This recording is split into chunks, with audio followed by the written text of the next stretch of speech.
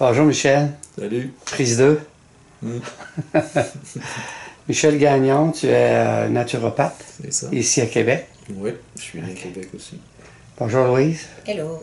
Louise, tu es coach de pleine conscience. Oui. Tu demeures sur la planète Mars? Non, tu demeures à Québec. Sur la planète Vénus. Vénus, ben oui, ben oui, ben oui. Michel, naturopathe, ça vient d'où? Ça t'a pris comment cette... C'est une maladie transmise génétiquement. OK, ah bon? Tombé dedans quand il était petit. Mon père a décidé de devenir naturopathe quand il avait peut-être une quarantaine d'années. Il a étudié la naturopathie. À l'époque, c'était pas très connu. En fait, il n'y en avait presque pas. Il y avait un ami à lui qui était naturopathe à Montréal, Raymond Barbeau. Et puis, il a décidé de suivre le cours parce que ça l'intéressait d'être en santé sans être pris dans, j'ai envie de dire, dans le monde traditionnel médical. Sans avoir des tas de prescriptions puis des tas de traitements. En tout cas, la santé naturelle l'intéressait, fait que il a étudié la naturopathie, devenu naturopathe. Alors, j'ai vu arriver chez moi, mon père avait fait son bureau chez nous, les gens arrivaient, il y avait des autos pleins la rue, on ne pouvait plus jouer au baseball dans la rue, c'était tout un problème de circulation. Mais bon, tu sais, j'ai vu, petit à petit, on a changé notre diète, nous autres aussi, on a essayé un petit peu tous les régimes, on a regardé le végétarisme, qu'est-ce que c'était des aliments naturels à l'époque, c'était pas très connu, il n'y avait pas de bio. Aujourd'hui, le bio, c'est standard, on en trouve un petit peu partout, mais à l'époque, juste avoir un aliment naturel qui n'avait pas été trop chimifié, trop travaillé, trop purifié, trop blanchi, la farine blanche, le sucre blanc, etc. C'était quand même déjà quelque chose. Le pain, avec de la farine naturelle, il fallait le faire venir de loin, c'était assez compliqué. Puis à un moment donné, bien, en plus de ça, il a ouvert un magasin sur la première avenue, fait que notre famille s'est mise à travailler là. On a eu un commerce d'aliments naturels et une clinique de naturopathie. Puis bien que j'avais pas vraiment envie de suivre les traces, je m'intéressais beaucoup à la santé de toute façon. J'étais toujours dans ce milieu-là. Fait que j'ai travaillé quand même ailleurs avant de travailler dans la famille, ou dans le monde familial, dans le commerce familial. Et puis, tranquillement, pas vite, j'ai comme une pression familiale de faire mon cours de naturopathe à Montréal. C'est un événement qui t'a marqué, là. Ouais, c'est comme si je travaillais là, mais j'étais plus au service des clients. Je faisais les recherches, développement, je faisais les achats, les ventes un petit peu.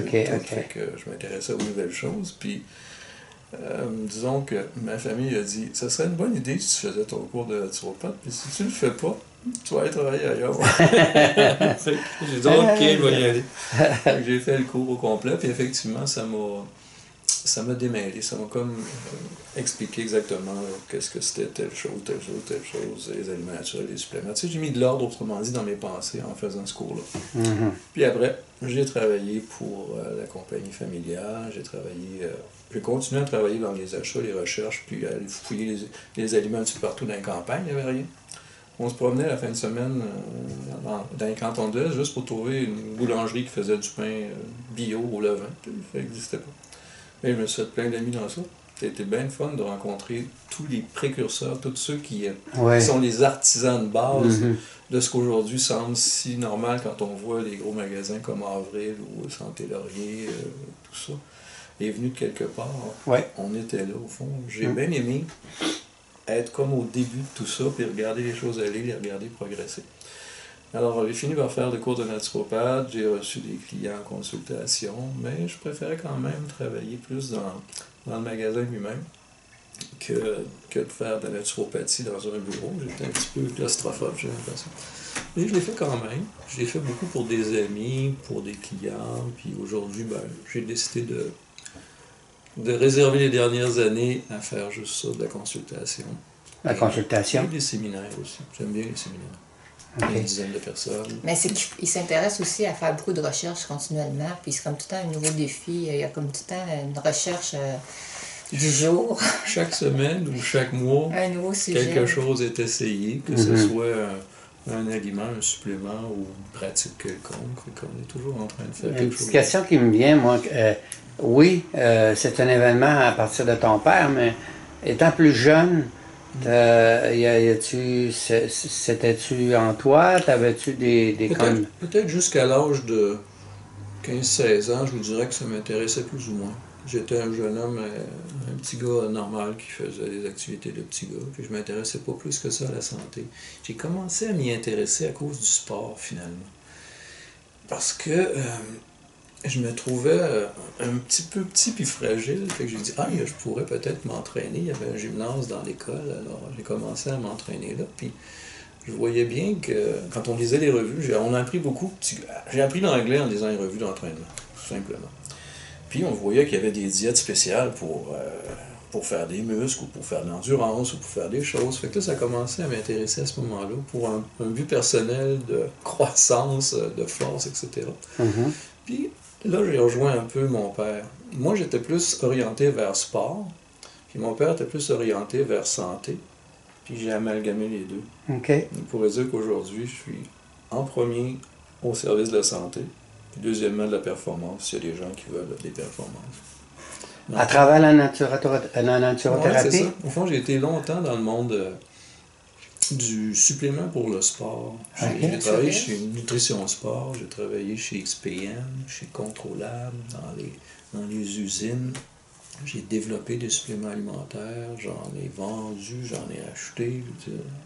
Ça doit faire... je viens juste de terminer il y a un an, j'étais encore là, dans le monde du supplément pour le sport. Ça veut dire protéines, acides aminés, vitamines, oméga 3, un peu de tout ça. Puis aujourd'hui, les gens qui aiment te voir, c'est général. Oui, c'est ça. OK. Il y a quelques personnes qui m'ont connu. Parce Oui, que, oui. Quelques.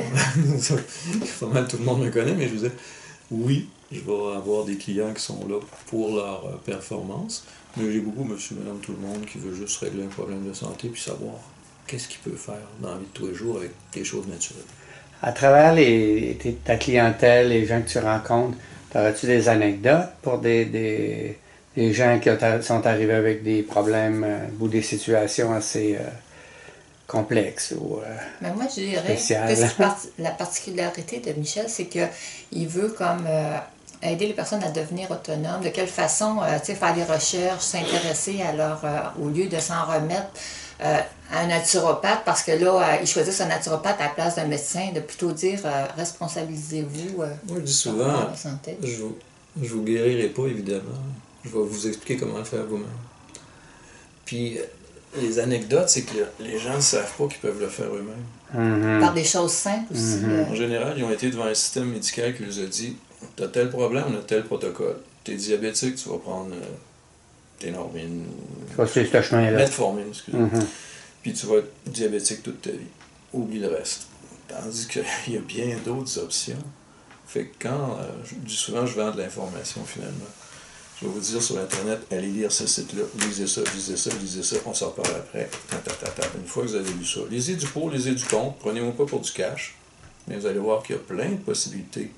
Aujourd'hui, on a l'outil d'information le plus puissant qu'on a eu depuis 2000 ans, depuis toujours. Internet. Pourquoi pas s'en servir? À quelque part dans le monde, il y a quelqu'un qui a eu le même problème que vous. Il s'en est sorti de cette façon-là. Lisez-les, lui. À telle place, il s'en est sorti de telle façon. Donc, ces gens-là s'en sont sortis, que ce soit un cancer de la prostate ou que ce soit juste un rhume passager. Tout le monde, il y a plein de monde aujourd'hui, vous pouvez le savoir, tu sais. Il y a des gens qui font de la recherche même sur le cannabis aujourd'hui, il y a des gens qui font de la recherche sur la vitamine D, c'est épatant à lire. Puis, ce que je fais souvent, je fais juste le contact entre l'information et le client. Puis après ça, je regarde où est-ce qu'il veut aller. Qu'est-ce qui t'intéresse? Trouves-tu ça intéressant, ça? Trouves-tu que c'est intéressant, mettons, de soigner de l'arthrite en faisant attention aux combinaisons alimentaires ou en faisant attention à tes allergies ou à tes intolérances alimentaires? C'est-tu quelque chose qui pourrait t'intéresser? On ne mangera pas ça, on va manger ça à la place, c'est aussi bon. Puis là, tu vas peut-être découvrir quelque chose de neuf dans ton alimentation. Ça t'intéresse-tu? Sinon, l'ancienne méthode, c'est tu rentres ici, tu as tel problème, regarde, c'est ça, tu te le prescris, je te le donne, bye, on se revoit dans un mois. Ça m'intéresse plus ou moins. Okay. Je préfère faire des gens autonomes. L'éveil de conscience.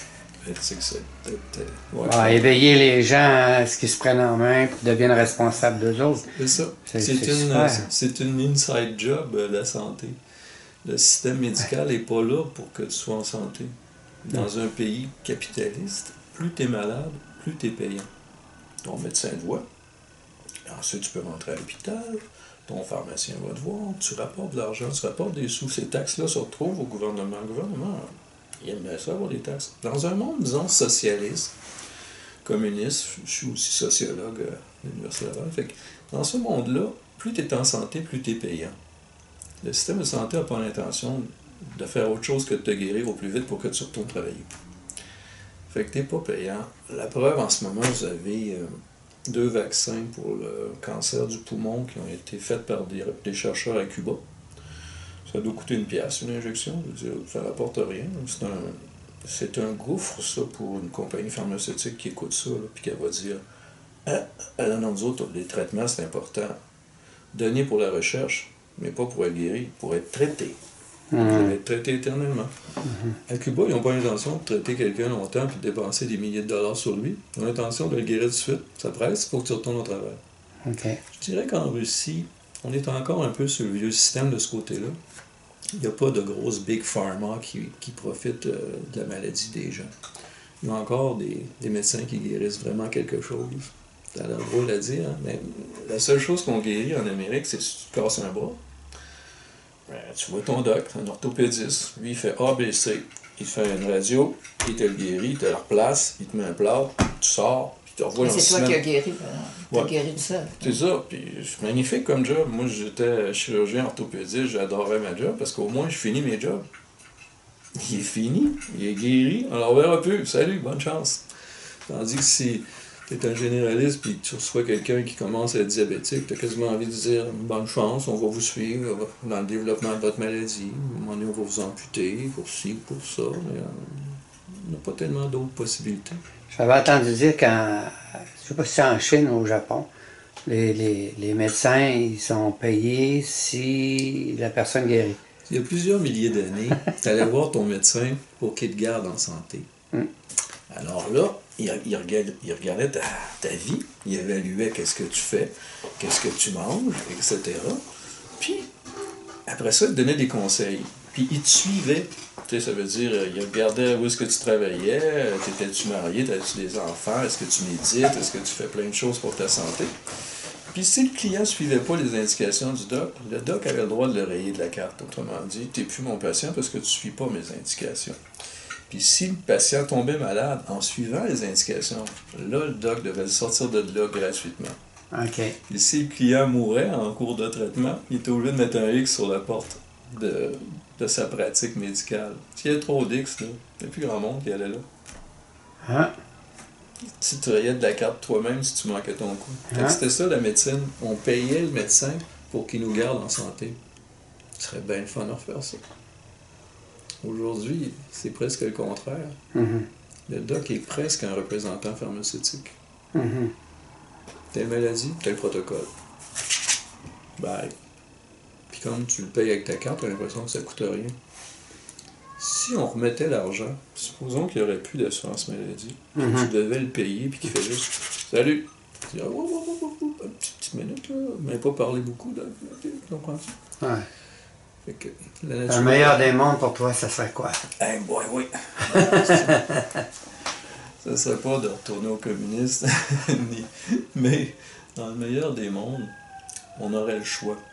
Supposons que tu as une assurance santé, tu pourrais choisir le thérapeute que tu veux. Tu pourrais aller voir un naturopathe, puis si tu veux être traité par lui, tu pourrais être traité par lui. Aux États-Unis, quand tu as une assurance santé, tu ne peux être traité que par la médecine officielle standard. Fait que si tu as un cancer, ça va être radio, chimio, puis opération. Il n'y a pas d'autres possibilités. Tandis que si vous allez sur Internet puis vous regardez Cancer Cure, vous allez en trouver. Il y a même en ce moment des vidéos qui s'appellent The True About Cancer. C'est formidable. Ils ont fait le tour du monde. Ils n'ont pas rencontré juste des pharmaceutiques. Ils ont rencontré des chercheurs qui sont indépendants, qui ne sont pas commandités par des pharmaceutiques et qui, eux autres, expliquent comment ça fonctionne un cancer. Comment s'en débarrasser. La chimie, au fond, c'est venu parce qu'on a recyclé le gaz moutarde qu'on n'avait pas tout utilisé pendant la Première Guerre mondiale. C'est quoi ça? C'était un gaz toxique qu'on lançait dans les tranchées pour tuer les opposants. OK. Ça avait comme effet secondaire de tuer aussi les cellules cancéreuses en plus du gars. Fait qu'on a dit, on pourrait s'en servir, ça pourrait servir. On en a trop, là, on en a trop fait. C'est de même que la chimie est arrivée. Et on essaie juste d'améliorer la chimio pour qu'elle soit moins nocive pour vous. Puis en plus, la chimio ne tue pas les cellules souches cancéreuses circulantes. Fait qu'au fond, vous êtes toujours cancéreux quand on vous dit que vous êtes en rémission. On attend votre prochain cancer, tout simplement. Comment on pourrait plutôt se débarrasser de tout ça? C'est en changeant l'alimentation, en changeant les gens qui font jamais d'exercice, en changeant l'eau, en changeant plein de choses, en changeant le brain aussi. Mais un monde idéal, ce serait qu'au moins tu aies le choix. En ce moment, pour voir des thérapeutes alternatifs, il faut quasiment les fouiller, les trouver. Il n'y en a pas beaucoup. Vous allez dans une clinique médicale privée, vous n'aurez pas de naturopathe, vous n'aurez pas de chiro, vous n'aurez pas de toutes les autres branches qui existaient avant que l'AMA soit créée, l'Association médicale américaine. Si tu veux faire un petit peu de recherche sur l'AMA, le premier qui a fondé l'AMA s'appelait Simmons. Il n'était même pas médecin. Et le deuxième, c'était Fishbein. Simmons et Fishbein ont créé l'AMA en essayant de débarquer tous les autres thérapeutes qui étaient dans le monde médical. L'homéopathie s'est fait débarquer là. La chiro s'est fait débarquer là. La naturopathie s'est fait débarquer là. Avant ça, tout ça était possible. Vous aviez des collèges de naturopathie, d'homéopathie et d'autres. Tout ça était disponible aux États-Unis et au Canada. Et tout d'un coup, l'AMA a été créé. Ça vaut la peine pour l'historique de lire un petit peu sur la création de l'Association médicale américaine. C'est intéressant. Ouais. Mon idéal, ce serait avoir le choix. Le Être choix. informé, faire des choix éclairés et conscients. En ce moment, l'information est disponible. Oui, c'est ça. C'est ça. Un monde idéal, le monde s'intéresserait à... Ils seraient conscients qu'ils ont le choix de leur pensée, ils ont le choix d'être heureux, ils ont le choix d'être en santé. Ça fait peut-être gros de dire qu'ils ont le choix d'être en santé, mais ils ont le choix de poser des gestes favorables en ayant les informations, de faire des choix qui les inspirent pour les amener à un mieux-être. En tout cas, c'est comme ça que je le vois. Comment tu proposerais ça aux gens? Ben, c'est ça qu'on essaye un peu de faire, de donner de l'information. Ouais. Finalement, les vidéos qu'on fait, c'est un petit peu juste ça. On ne dit pas ça guérit ça, mais on dit regardez, il y a des gens qui ont fait ça de telle façon, puis ils ont réussi à arriver là. Ça a bien l'air d'être disponible pour vous aussi. S'il y en a parmi vous qui nous écoutent, je sais pas, le rhume à tous les 2-3 mois, ben, la simple vitamine C a réglé ça chez bien des gens. D'autres qui ont des allergies quand le pollen arrive, il y a des gens qui ont réglé ça de telle façon. Ça vous intéresse-tu? Il y en a qui vont dire oui. D'autres qui vont dire non. J'ai déjà un médecin qui me traite en donnant des médicaments, puis ça me va de prendre ma pilule, puis pas trop me demander ce qu'elle me fait. Puis c'est comme si le De là, le choix. médecin détient la vérité, puis ils ne remettent pas ça en question. Alors qu'il y en a qui se prennent en charge, ils vont chercher de l'information, puis pas qu'ils confrontent leur médecin, mais ils collaborent avec leur médecin. Ils se trouvent un médecin avec qui ils disent « mais Gab, j'ai vu ça, qu'est-ce que tu en penses? » Puis le médecin qui est dans une belle ouverture, il va considérer ça. Il y a des médecins qui sont ouverts. Ouais. Il y a, je pense aux États-Unis, le docteur Joseph Mercola. Extrêmement intéressant. Vous cherchez un sujet, vous mettez Mercola à côté, allez écouter ce gars-là. Il y a beaucoup d'articles gratuits, il y a beaucoup de choses gratuites. Il est d'une belle générosité, Mercola, puis brillant, puis tout ce qu'il dit est bien appuyé scientifiquement. C'est pas parfait, là, je voudrais pas, il est parfait partout, mais très intéressant pour la santé. Il y en a en Europe aussi. Oui, sûrement. Il y a des interviews sur le web présentement qui est publié par Tistria. C'est vraiment bon, là. J'ai écouté ça moi pendant quasiment un an. Là. C'est ça qui m'a inspiré d'ailleurs à recommencer à faire des vidéos parce que je l'avais fait il y a une quinzaine d'années avec mon entourage, mais bon, j'étais pas bien équipé là-dessus, puis bon, j'avais d'autres choses. Mais depuis un an, j'écoute ça, Tistria sur le web. Il y a des médecins là-bas qui sont interviewés, puis ils parlent les mêmes choses que toi. Ils sont médecins, fait qu'ils parlent de leur cheminement. Là. Mais l'idée ici, c'est pas de dénier la médecine, c'est simplement comme Louise a dit. Quand tu veux un diagnostic, ils sont quand même bien équipés. Oui. Peut-être que tu as un problème. C'est une collaboration qu'il devrait avoir. Le diagnostic, après ça, on regarde quelles sont les options. Puis le client choisit la meilleure option. dans sa façon de penser à lui. Ce que je trouve intéressant aussi, c'est de donner de l'information de témoignages. Puis ça, je trouve ça génial, ce que tu fais, de ramasser des témoignages de personnes, leur vécu. Fait que de savoir qu'est-ce qui existe. Puis c'est ça, Michel, lui, qu'est-ce qu'il va prescrire, pas qu'il va prescrire, qu'il va suggérer, bien, il va l'avoir essayé lui-même. La plupart du temps. Tu sais, j'ai 40 ans. Il y a une intuition, tu sais, la levure alimentaire, ah tiens, ça me parle, il fait de la recherche sur ça, il l'applique, il voit qu'est-ce que ça lui donne, le Des fois, c'est MSM, la vitamine des D. bien vieux trucs que j'avais peut-être utilisés quand j'avais 15 ans, puis tout d'un coup, ils reviennent aujourd'hui comme plus conscients. Ils fit mieux dans le décor d'aujourd'hui. Oui, oui. Puis il y a des choses qu'on abandonne parce qu'on dit, bon, je pense que j'ai rempli la banque de ce côté-là, mettons, t'essayes, je sais pas. T'es pauvre en fer. Bon, tu vas manger des aliments riches en fer. Un beau jour, ton taux de fer va être correct. Tu pourras te réduire à ce moment-là, puis maintenir tout simplement de maintenance. C'est pareil pour plein de choses qu'on a essayé. À un moment donné, on a rempli la banque, puis on a dit, bon, on va passer à d'autres choses, Tu sais, ces temps-ci, on était retourné sur une vieille patente qui s'appelle la levure alimentaire. C'est quoi la levure alimentaire? Je connais pas Faire une ça. histoire courte, les levures existent. Avant que nous autres on apparaisse sur Terre, il y avait déjà des levures. C'est des petits micro-organismes, puis en général, ils vont fermenter quelque chose. Fait que quand tu bois de l'alcool, ça a été fermenté par des levures. Quand tu manges de la choucroute, c'est des sortes de micro-organismes qui ont fermenté les choux et tous les légumes que tu veux lacto-fermenter.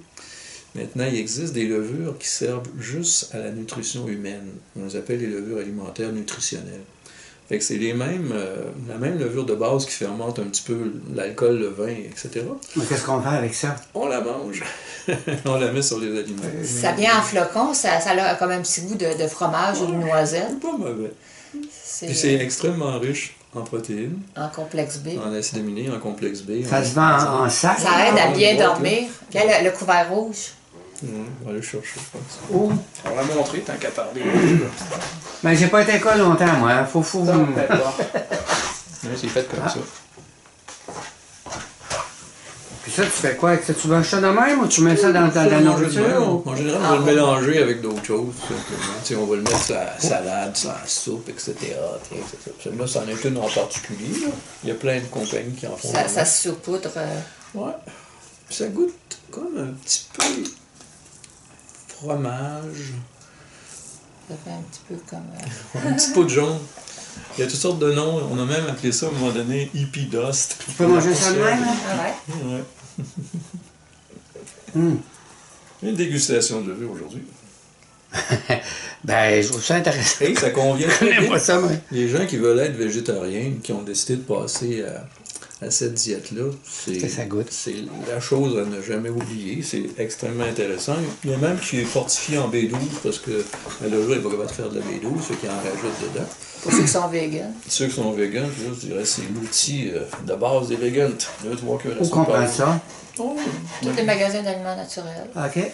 Puis même moi, quand j'ai commencé le premier soir, là, j'ai vraiment bien dormi suite à ça. Là. 3 cuillères à soupe Je pense que c'est la dans ma plus riche journée. source de vitamine B sur Terre en ce moment. C'est cette simple. Tu peux te servir de ça dans n'importe quelle nourriture? Ouais.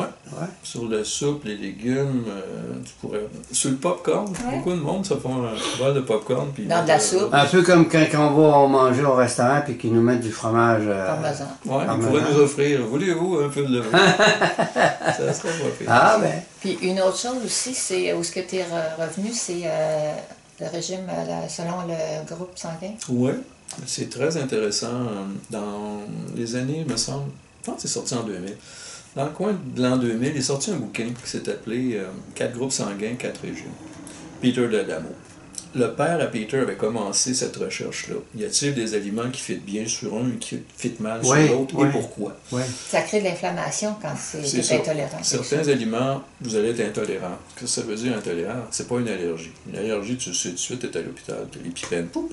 Une intolérance, c'est que tu as mangé quelque chose, comme, mettons, des produits laitiers, il y a beaucoup de gens intolérants. Tu manges du fromage, d'un coup, tu vas, il me semble que je me des rhumes ou quelque chose comme ça.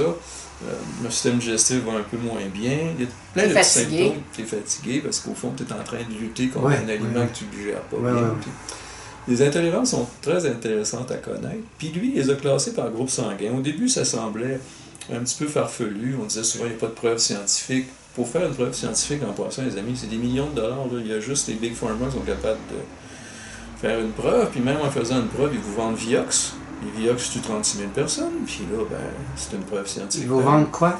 Le médicament Vioxx. C'est quoi ça? C'était le produit qui était supposé remplacer l'aspirine. Ah. Je me souviens pas quelle compagnie l'a fait, mettons que c'est Merckx. Et des gens qui ont commencé à mourir en prenant Vioxx. Mais la compagnie a dit non, c'est pas nous autres, c'est un accident de parcours, quelqu'un serait mort de toute façon, blablabla. Ensuite, plus ça allait, plus il en mourait, plus la compagnie Pharma a commencé à perdre ses procès, parce que là, ça commençait à être évident.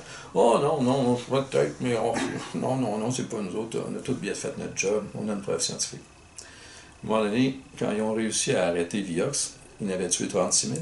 Aux États-Unis. Ah ouais. C'était pour le cœur, mais il faisait des crises cardiaques. Mais c'est ça, des fois, la preuve scientifique, là. Tu comprends? Fait que pour revenir à D'Adamo, le monsieur, au fond, il a pris une goutte de sang, mettons le sang d'un A, groupe sanguin A, puis il a mis un peu tous les aliments dessus. Je réduis ça au plus simple. Là. Au fond, il a regardé si le sang s'agglutinait. Le sang qui s'agglutine, autrement dit, ne circulera plus dans votre corps. Il va falloir réparer ça. Puis il y a des aliments qui vont créer cette agglutination de cellules dans votre sang. C'est ceux-là qu'on doit éviter. Ça s'appelle les lectines, finalement. La lectine, mettons, des tomates, va agglutiner le sang d'un groupe sanguin A, mais pas d'un groupe sanguin O. Okay. Il a fait des catégories. Groupe sanguin O, A, B et AB. Et c'était intéressant. Au début, c'était comme un peu, pas de la magie, mais il fallait y croire un petit peu. Aujourd'hui, la preuve scientifique par la bande, s'accumule de plus en plus sur le sujet de la lectine. Fait que c'est comme si D'Adamo était un peu un précurseur. Il n'a pas toujours été capable de faire une preuve scientifique, mais aujourd'hui, d'autres preuves scientifiques arrivent pour dire oui, ça a du sens, cette histoire-là. Fait que ça a été des fois un grand moment pour nous autres, parce que là, ça nous a aidé à choisir les aliments. Ensuite, il existe des tests d'intolérance. Vous pouvez prendre un petit peu de sang, m'envoyer une compagnie qui va le faire avec votre sang. Ils vont regarder vos antigènes. J'ai fabriqué des antigènes pour tel aliment. Puis, en général, pour moi, ça confirmait ce que D'Adamo disait dans le livre sur les groupes sanguins. Pas tout le temps pour tout le monde. Mon père est A, fait qu'on a fait le test d'intolérance. Ouais. Ça ne fitait pas toujours, fait qu'on est tous un petit peu différents, même à travers ce livre-là. Mais ça a donné une bonne élan à tout le monde. Puis en plus, quand tu suis une diète qui est santé, juste le fait d'enlever ce qui n'est pas santé, tu vas t'améliorer. C'est détox. Tu sais, c'est ça. Mettons que je suis un haut, mais que je mangeais n'importe quoi. Juste le fait de manger quelque chose de bon. Qui fit avec ton haut. Oui, puis même si ça ne fitait pas, juste le fait d'avoir enlevé ce qui est pas bon de toute façon, va améliorer le monde. Fait que des fois, il y a cette partie-là aussi. C'est un petit peu par la bande, mais le fait de bien manger va vous améliorer de toute façon. Puis si vous êtes capable de faire un timing de moteur avec votre groupe sanguin, c'est-à-dire les hauts, ça mange ça, c'est des chasseurs-cueilleurs, les A, c'est des agriculteurs, les B, c'est des nomades, les AB, c'est l'homme moderne, etc. Je trouve que c'est intéressant, en tout cas. Je ne vous dirai pas c'est 100% la vérité, mais j'ai trouvé ça très intéressant. Ben, j'aimerais dire une petite anecdote là-dessus. C'est que souvent les gens parlent au niveau de la viande. Voilà, puis moi, je me suis rendu compte au fur des années, je vais manger, mettons, un spaghetti. Je sais que ça me prend 3-4 heures à digérer. Je vais manger un steak. 1 heure après, j'ai fait un rap, c'est digéré. J'ai pas de misère. Je sais pas, là. Ça serait une réaction de haut. Mais tu parles de ça, puis moi, j'ai constaté ça sur moi sans même savoir ce que tu disais, là. Fait que je me disais, tu sais, t'arrives le soir, moi, j'ai un estomac qui c'est lent. Fait que j'arrive le soir, moi, après 6 heures, là, on prend sûrement le OK pour manger, parce que si je me donne à manger quelque chose, justement, probablement que ce que tu dis, ben, je vais me réveiller dans la nuit avec des rapports, puis c'est fort, c'est sûr, ça fait mal même. Voilà. Je vais manger un steak à 7 heures le soir, là. Ah oui. Je me suis toujours dit comment ça. Théoriquement, on aurait à faire un gros sanguin haut. Okay? Normalement, ça serait ça. L'autre chose qui m'a impressionné, puis je pense lui aussi, c'est quelque chose aujourd'hui qu'on appelle le jeûne intermittent. C'est qu'au fond, dans la génétique humaine qui date peut-être de 3 millions d'années, on n'a pas mangé tous les jours. On n'a même pas mangé des fois plusieurs jours en ligne. Ouais. Fait que le système, pour survivre, a développé des programmes génétiques pour que vous étiez capable de passer à travers ces moments difficiles de la vie. L'hormone de croissance est sécrétée en bonne quantité quand vous êtes à jeun. Quand vous avez faim, vous en faites.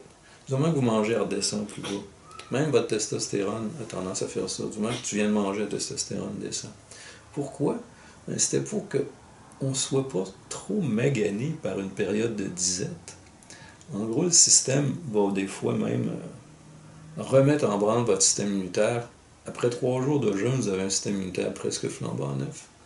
Juste de savoir. Aujourd'hui, les gens jeûnent en recevant de la chimio, puis sont beaucoup moins maganés. Allez voir ça sur Internet. Le jeûne et la chimiothérapie.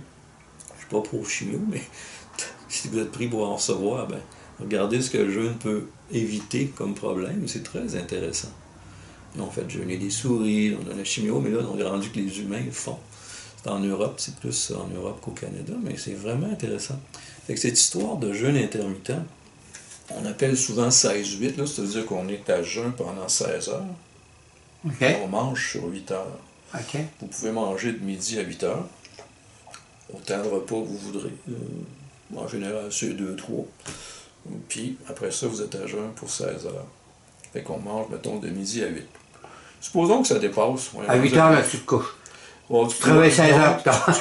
Tu peux faire autre chose. Tu peux Ouais, C'est ouais. juste que tu arrêtes de manger. Oui. Ta période d'alimentation, j'ai trouvé ça extrêmement intéressant.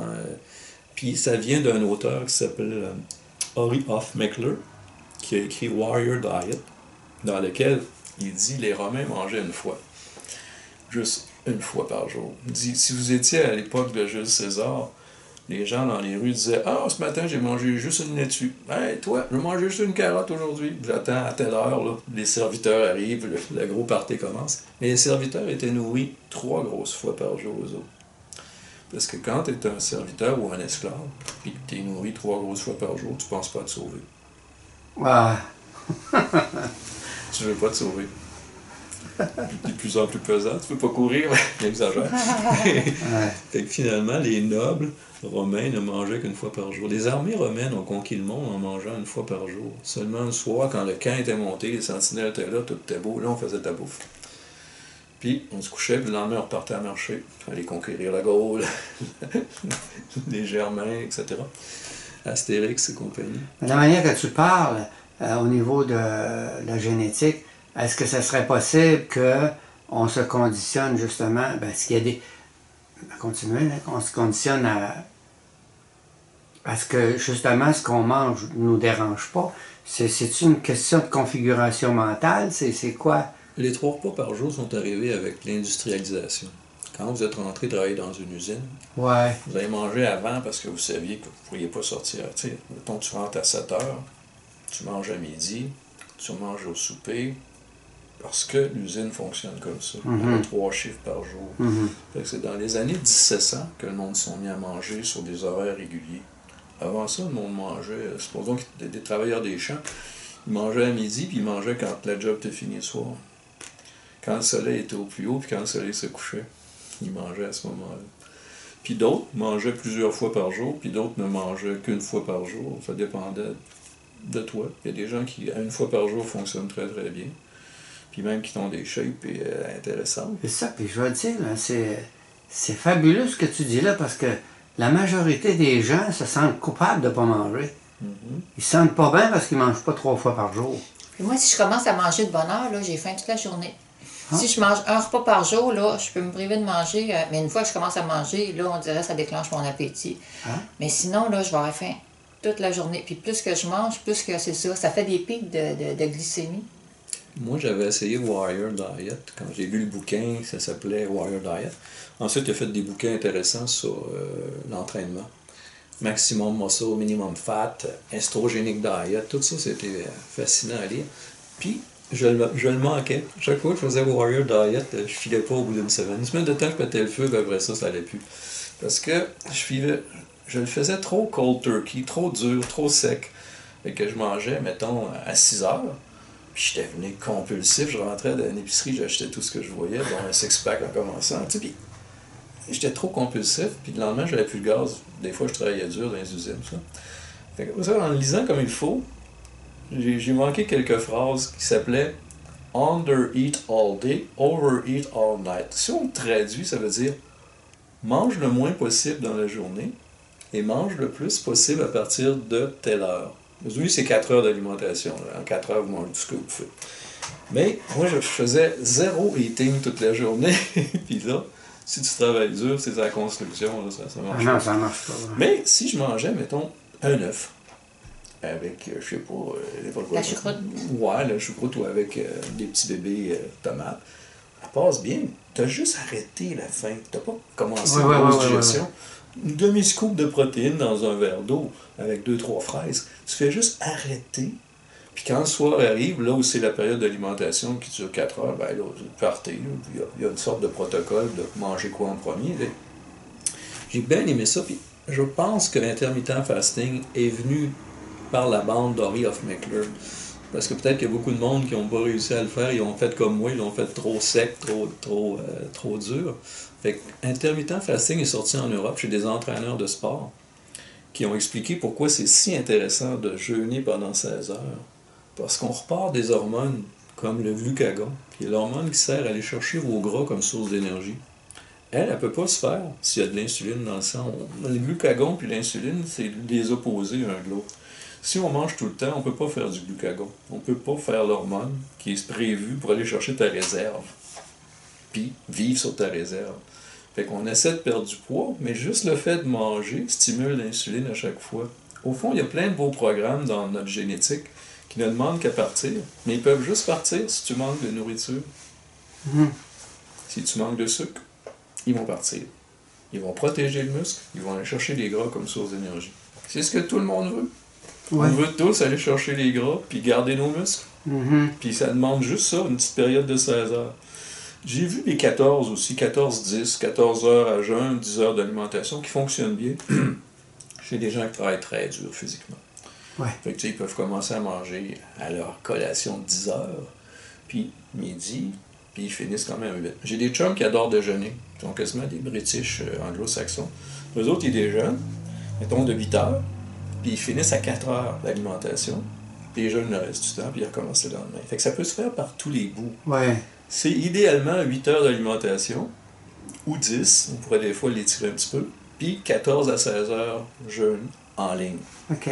Puis honnêtement, ça, je trouvais que c'était une révolution jusqu'à maintenant. C'est la première fois que j'entends cette chose. Bon, c'est pour ça qu'on fait ça. C'est logique. C'est pour ça qu'on est en train de faire ça, tu sais. Ouais. Pour que plus de monde le sache. Mais le simple fait de taper intermittent fasting ou jeûne intermittent sur Google, allez écouter ça sur YouTube, il y en a plein. Il y en a qui sont bien faits, il y en a qui sont un peu... Mercola est super bon sur ce sujet-là. Intermittent fasting, Joseph Mercola, là vous l'avez, vous êtes en voiture. Il l'explique super bien. Bien mieux que moi. C'est en anglais, en français? Eh oui. C'est en anglais. Faut pas que la langue soit un frein à votre révolution. Apprenez l'anglais. Oh, quelqu'un qui veut apprendre, il s'organise. C'est jeûne intermittent. Oui, jeûne intermittent en français, puis intermittent fasting en anglais. Okay. Moi, je dirais ça, c'est révolutionnaire. Puis pourtant, on fait juste retourner aux origines de l'homme. On ne mangeait pas tous les jours. Prenez les Inuits, les Esquimaux, avant les Inuits, on a eu les Clovis, les Dorset. Tous ces gens-là pas manger tous les jours. Puis en plus, on parle souvent de végétarisme. Il y a eu des peuples en super santé qui n'avaient rien de végétal dans leur vie. Là. Ils ne mangeaient que du phoque, de la baleine, tout ce qu'ils rencontraient d'animal. Il n'y avait pas de fruits et de légumes en haut. Puis en 1925, quand on a fait une expédition pour voir la santé des nations du Nord, les chercheurs sont revenus bien surpris. Tout le monde en fond. Il n'y a même pas de tradition médicale. Ça veut dire qu'il n'y a même pas un chaman qui fait ouh. Il n'y avait pas besoin. Plus il y a de tradition médicale, plus tu avais de maladie. Si tu n'as pas de tradition médicale, tu n'avais pas de maladie. C'est intéressant. Fait que tu as des gens qui ont été en super santé, qui n'ont mangé que de l'animal. À l'autre bout, à l'opposé, on a des gens qui ont mangé 90% de végétal qui ont été en super santé. Un bon auteur là-dessus, c'est Weston Price. C'est un dentiste dans les années 30 qui a essayé de faire le tour du monde pour voir où étaient les plus belles dents. Qui les avait? Est-ce que les peuples traditionnels sont édentés ou est-ce qu'ils ont des belles dents? Puis ça l'a fait faire le tour du monde. Il a vu les Inuits, les Maasai, à peu près tout le monde. Puis il dit que les gens les plus en santé qu'il a vus n'étaient pas végétariens. Il y avait toujours une source animale d'alimentation. Pas nécessairement importante, mais il y en avait toujours une. Et je dis pas que c'est pas possible de le faire aujourd'hui avec des trucs comme la levure, avec la chlorella, la spiruline, tous ces trucs-là sont arrivés. Puis on a aussi étudié la nutrition depuis plusieurs années. On sait qu'est-ce que ça mange aujourd'hui un être humain. Fait que je pense qu'aujourd'hui, c'est possible d'être végétarien, particulièrement pour des groupes sanguins comme A. Et j'irai AB. Peut-être B aussi, en tout cas. On verra ça. As-tu une intervention spéciale? Faut que tu ailles chercher cocotte. Ah, La lampe va sonner aussi. très intéressant. On va me coucher de plus connaissant ce soir. On en reparlera. C'est pour ça qu'il y a une page. Moi, j'ai fait une page. En fait, c'est Blue qui l'a fait. Elle s'appelle Coach Santé Nutrition.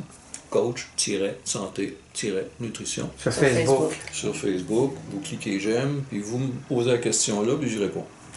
Puis si des fois les gens veulent me rencontrer, on prend une consultation, on prend un rendez-vous, puis on se rencontre. Okay. On les fait. Je fais des séminaires aussi. Pour des séminaires, des fois, je me déplace à Trois-Rivières, puis un petit peu partout. C'est comme vous rassemblez une dizaine de personnes chez vous qui ont toutes des questions sur la santé. Je veux 2 heures minimum. Puis autrement dit, tant qu'à me déplacer, il faut rester 2 heures chez vous. Puis la plupart du temps, vous allez en avoir pour 2 heures des questions. Ouais. On répond à tout le monde. On donne de l'information à tout le monde. Je vous dirai pas tout quoi faire. Je vais juste dire, je fouillerai ça, ça, ça. Allez voir ça, ça, ça, ça. Rappelez-moi, on se reparle. Au moins, vous avez une piste. Ouais. C'est ça une piste, c'est Ouais. de dire, il y a une trail là-dedans, là, vas-y, va voir ça. Va voir la vitamine D, qu'est-ce que ça peut faire dans ton corps, va voir ainsi de suite. Puis tu as un ami aussi que lui a fait la démarche et c'est génial, hein, parce qu'il expérimente, là, puis qu'on va peut-être faire une vidéo.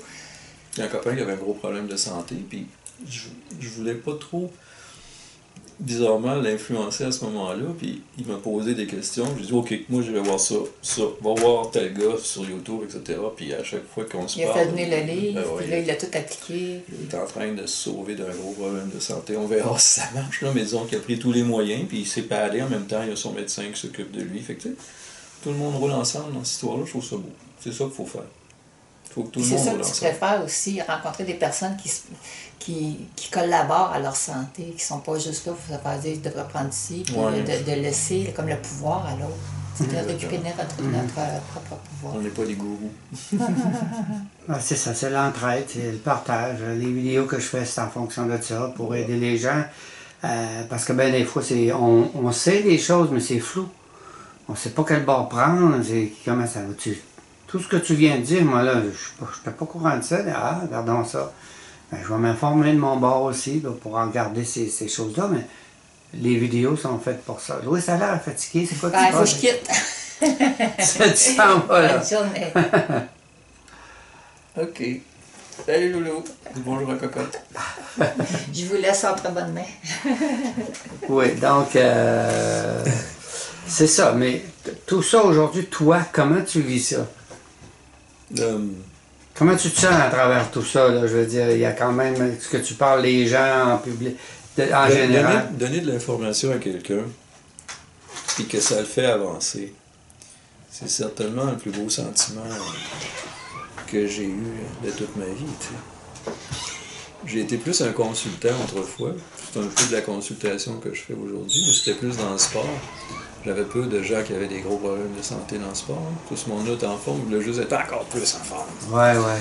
Tandis que là, monsieur, madame, tout le monde, ben, quand on peut les aider à se sortir eux-mêmes du problème que souvent ils avaient créé par leur ignorance ou par leur manque d'information, ben, c'est un très beau sentiment.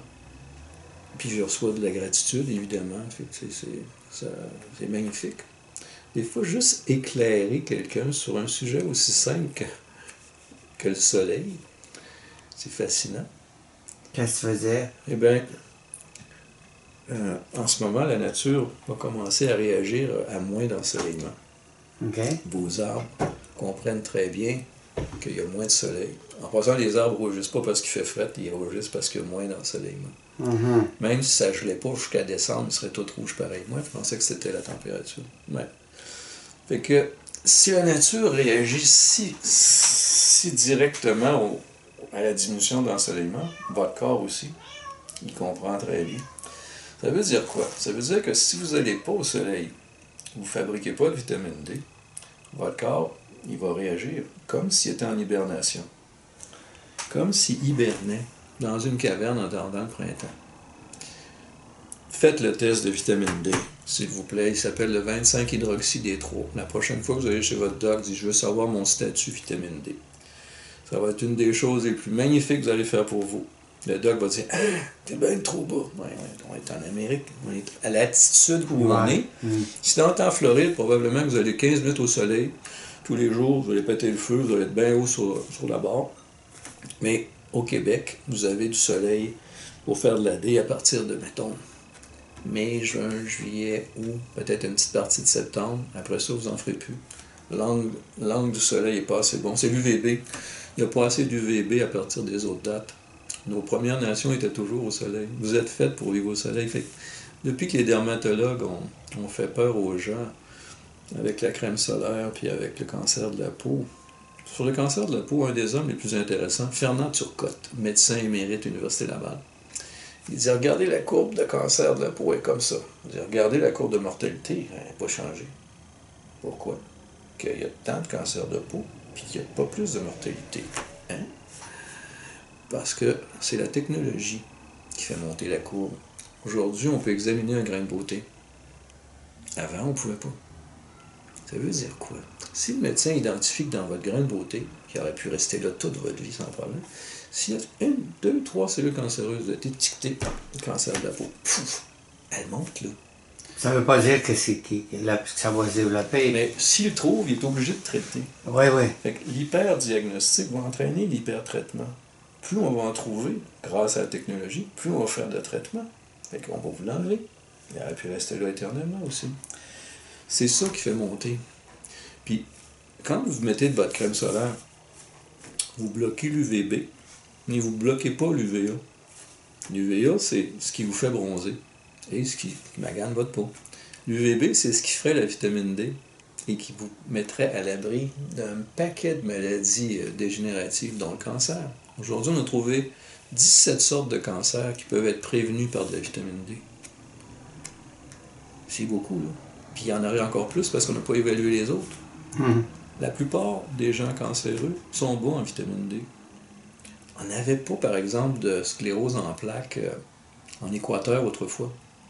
Avant les années 80, jamais un cas. Plus on monte vers le nord, plus on en a des cas de sclérose en plaques, parce qu'il n'y a pas assez d'ensoleillement. Aujourd'hui, on a des cas en Équateur parce que les gens se sont mis de la crème depuis les années 80. Ils font moins de D, ils n'en font plus assez. Ils pensent qu'ils se protègent, mais ils ne se protègent pas vraiment. Il y a des populations en Afrique qui vivent au soleil depuis toujours. Oui. Puis quand on fait un test de vitamine D sur eux autres, là, en nanogrammes par millilitre, c'est 0 à 100. Ils sont à 125 sur 100. Il n'y a aucun problème à 125 sur 100. C'est nous autres qui avons établi qu'il fallait aller de 0 à 100. Si on évalue un Québécois, il est à 10, maximum à 20. Même quand il va dans le sud de l'hiver, il se crème. Fait que, il faut être... Puis Mercola est un meilleur propagandiste que moi. Mercola, il dit, essayez d'être à 70% du maximum. Ça veut dire que si votre test est de 0 à 100, essayez d'atteindre 70. C'est là que vous commencez à régler des problèmes. Si vous êtes en, je pense, c'est nanomol par litre, au Québec, c'est plus des nanomoles par litre, c'est 0 à 250. Atteignez 175, ou à peu près. Puis regardez comment ça vous en prend. C'est ça que votre doc devrait faire. Il devrait vous dire, pour que tu montes à 70% du max, ça va te prendre 10 000 UI, unités internationales, par jour. Mais le gouvernement du Canada permet juste 1000 unités par comprimé. Ça veut dire qu'il faudrait que je te donne 10 comprimés. Tu n'aimeras pas ça. Tandis qu'aux États-Unis, tu peux t'acheter une petite capsule de 10 000 d'une shot. Fait que tu avales une capsule. Au Canada, tu en avales 10. C'est un petit peu complexe, mais une fois qu'on l'a catché, on comprend à quel point le soleil est important. Puis que l'hiver, vous n'aurez pas assez.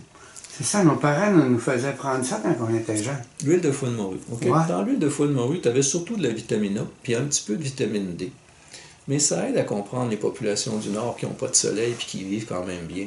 Ouais, c'est Qu'est-ce ça, qu'ils mangent? Ça. Ils mangent de la baleine. La baleine a passé l'été dans le sud, tout son gras est full de vitamine D. Autrefois, un cochon dans le champ, quand nos grands-parents élevaient leurs cochons, ils passaient l'été au soleil.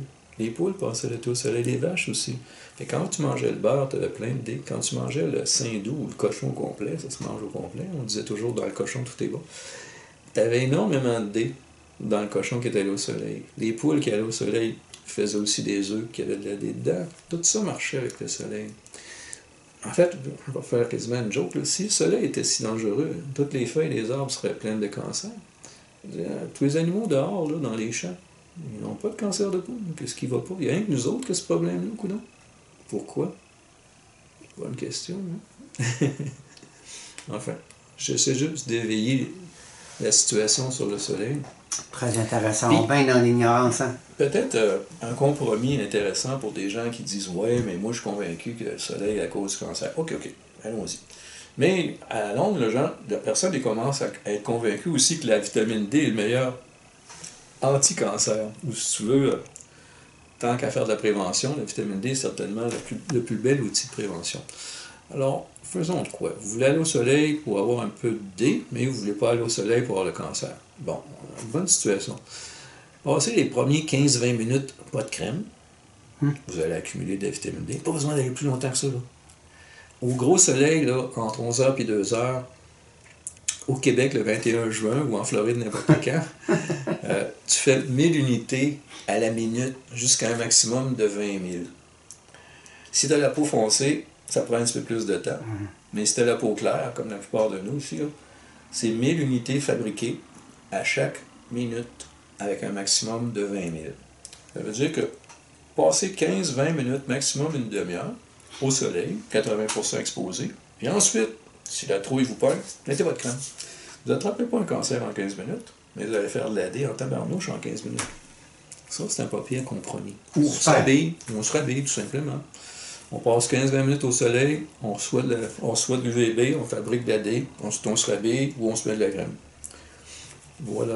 Puis en passant, petit détail, il ne faut pas aller se laver tout de suite après. Après quoi? Après la crème? Après être allé au soleil. Parce que le précurseur de la vitamine D est sur votre peau.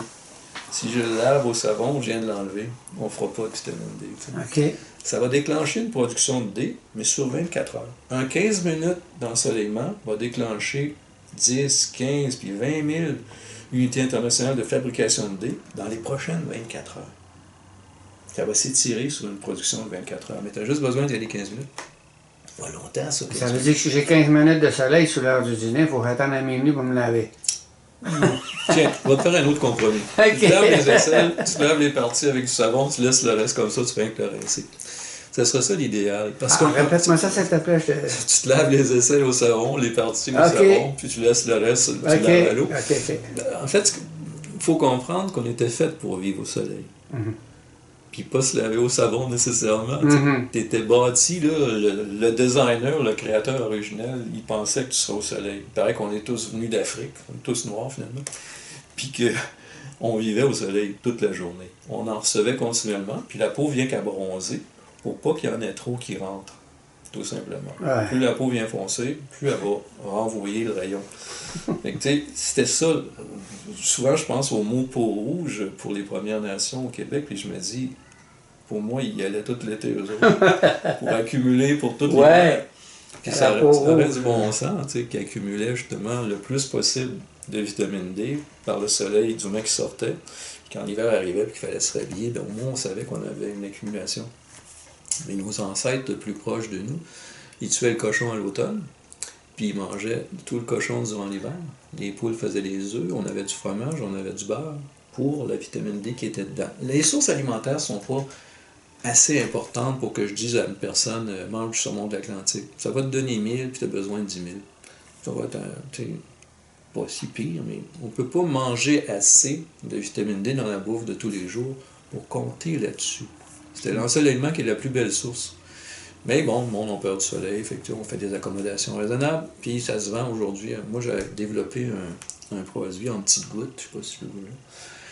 Fait qu'une goutte donne 1000, et que si tu veux du 1000, 1, 2, 3, 4, 5, 6, 7, 9, 10, c'est fini. Pas besoin d'avoir 10. De vitamine D? Oui, une vitamine D en gouttes qui s'appelle, me semble, Pro D3. Pro D3. Ils ont à Québec, ça coûte pas cher, une affaire de rien. Dans les aliments naturels? Oui, surtout dans le monde du sport, Pro D3. OK. Puis si on a un enfant, on lui donne une goutte, c'est plus grand. Le dosage pour enfants, les amis, 35 UI par livre de poids. Si l'enfant il pèse 10 livres, on multiplie 35 par 10, ça fait 350. C'est moins qu'une goutte. En ce temps-là, on donne une goutte par 2 jours. Ou ben, on l'envoie au soleil. Pas trop longtemps, pas qu'il rougisse trop la peau. Et juste ce sujet-là, là, il est fascinant. Quand moi j'étudiais la vitamine D, puis même Santé Canada, c'était encore 408 par jour. Et pour les personnes plus âgées, on peut monter à 800, à 1000. Puis des fois, j'ai vu le chiffre 2000. Et quand on lit un petit peu la science, 2000, c'est rien. Ça ne changera rien du tout. Ce qui va changer quelque chose, c'est si vous y allez au soleil, si vous y allez prudemment, intelligemment, ou si vous utilisez de la vitamine D en supplément, là, ça va faire une différence. Il y a un bouquin écrit par un auteur qui s'appelle Jeff T. Bowles, B-O-W-L-E-S. Fascinant à lire. Il est en e-book, vous pouvez l'avoir chez vous ce soir. Vous l'achetez, il coûte 2,99. Tout ce qu'il a fait avec la vitamine D. Ce gars-là, je pense, a passé 20 ans de sa vie à ne lire que des articles scientifiques sur la vitamine D. Il est biochimiste, si je ne me trompe pas. Il dit qu'il y a 52 000 articles sur la vitamine D, qu'il a réussi à mettre la main dessus. Mais il en sort continuellement. Aujourd'hui, c'est certainement le sujet de l'heure pour la prévention des maladies. Je dirais à tous les médecins, faites un test de D3 sur vos patients. Puis à tous les clients, faites faire un test de D3. Alors, regardez où est-ce que vous êtes. Regardez comment ça prend le D pour le faire monter dans 6 mois, dans 1 an. Essayez d'atteindre 70% du maximum. Si vous voulez de l'information un petit peu plus, je vais vous en donner sur la page Coach Santé Nutrition. C'est, je dirais, le sujet de l'heure, certainement. On verra. Puis ma question de départ, c'est très intéressant, je t'en remercie infiniment. Mais ma question, toi là-dedans, comment tu vis ça? La vitamine D, ces choses-là, tu tiens là-dedans? Oui. J'imagine que une espèce de fascination perpétuelle. Tu sais, il y a toujours de quoi, il y a toujours un autre article qui est sorti, il y a toujours quelqu'un qui a fait ceci et cela, puis ça circule tellement vite aujourd'hui. Moi, je connais l'Internet depuis 2004, je pense. J'avais connu ça, je sais pas, dans les années 80. J'aurais eu du fun. Tu sais, il a fallu attendre. Dans le temps, il fallait que je trouve un livre. Il aurait fallu que je trouve un livre sur la vitamine D.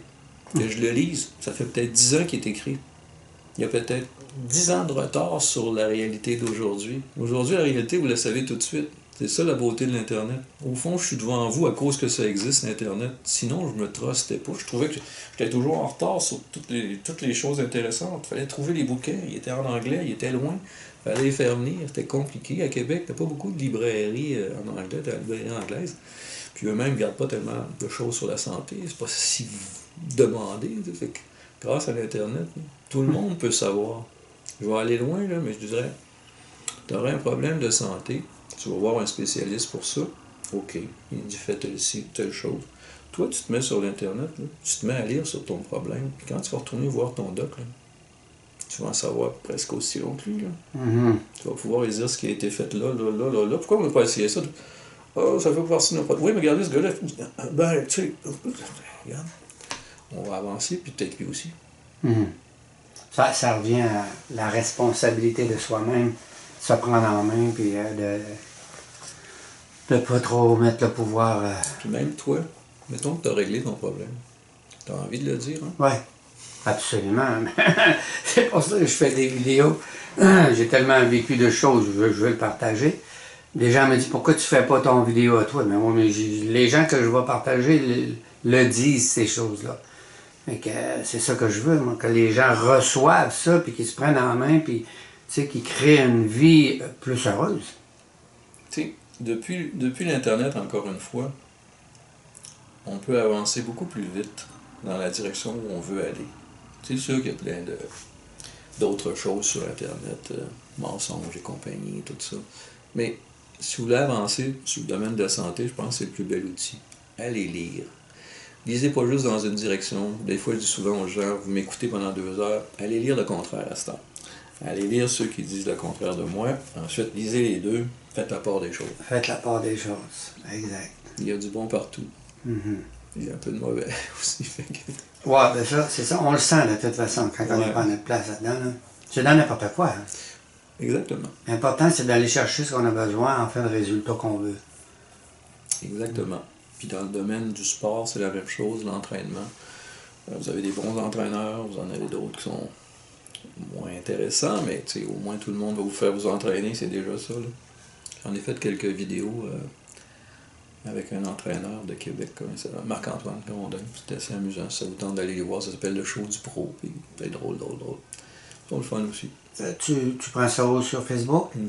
Non, le show du pro, il est sur YouTube. YouTube, ça s'appelle de même le show du pro. OK. C'est ça, j'en ai fait quelques-uns, puis j'en ai d'autres en chemin qui ne sont pas encore faits, mais en fait, j'étais un petit peu gêné autrefois de passer à la TV.